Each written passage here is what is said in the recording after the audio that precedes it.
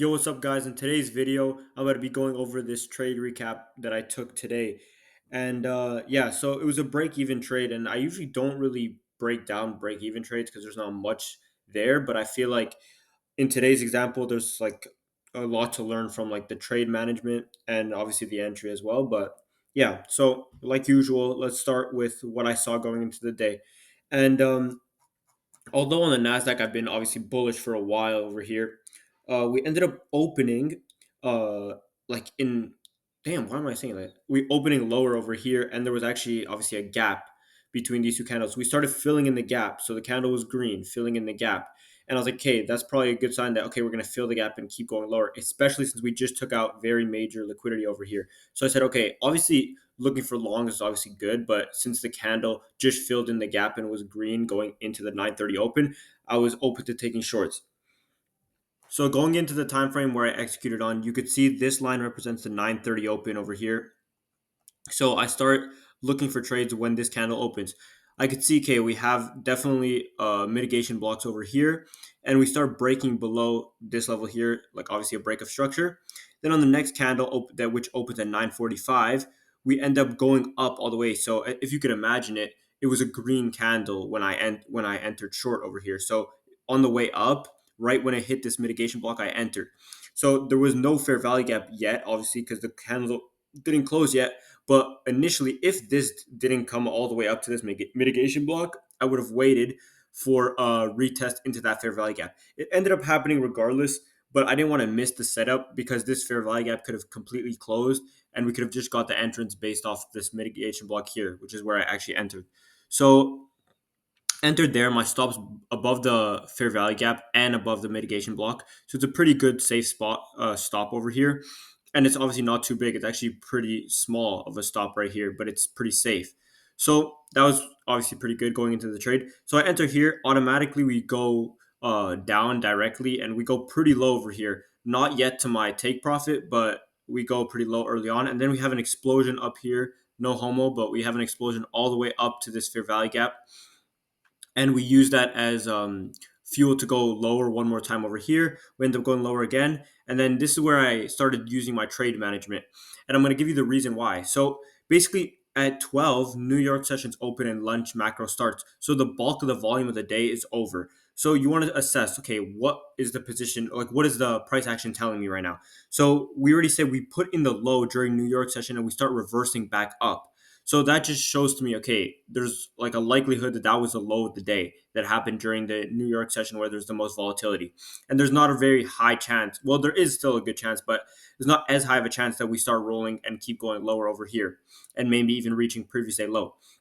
So at that point, it's unfortunate that it was already 12 because at 12, this we're basically at the top of this candle. Damn, I hate when I go hover over it, it shows that. So I'm gonna just delete it for now, but you guys already saw the entry.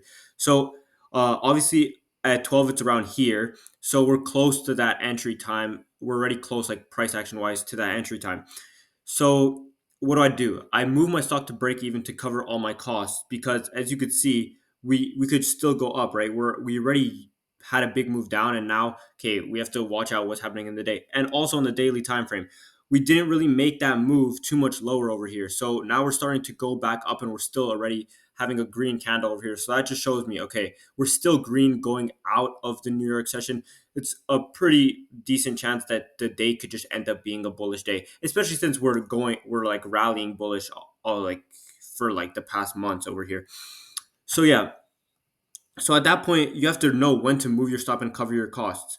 So I obviously did it over here. I'm gonna put that entry back in so you guys could visualize it better. So entry over here, stops above here, and take profit here was about a 1 to 3 would have been if it ended up fully like going to all the way to TP.